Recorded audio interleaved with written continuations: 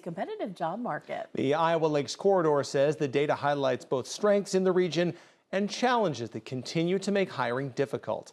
KTIV's Ellen Ide explains. The Iowa Lakes Corridor recently released its latest wage and benefits survey, collecting data from dozens of employers across the region.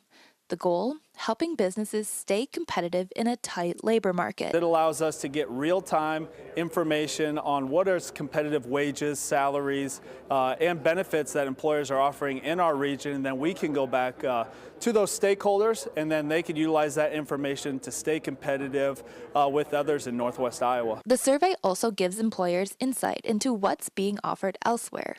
Information that's often missing from job postings. A lot of times, even if you're looking at the job boards that are out there, they don't always post their wages. And so this is a great way to just get an overall view of what those are. For many employers, the findings confirmed what they're already experiencing. Ever since COVID, we went through a crazy phase of hiring a whole bunch of people, and then everyone just kind of disappeared. And so it is quite a struggle, and what we're finding right now is most of the time we're just trading employees with somebody. The study also pointed to reasons workers chose to stay or move to the region. In terms of the positivities of our region, the study showed that its quality of schools, outdoor recreation, leisure, and low cost of living, which makes it competitive to bring in workers to the area. And employers say the data helps them plan for what's to come next. We try to stay about in the 75 percentile as far as wages around our area. And so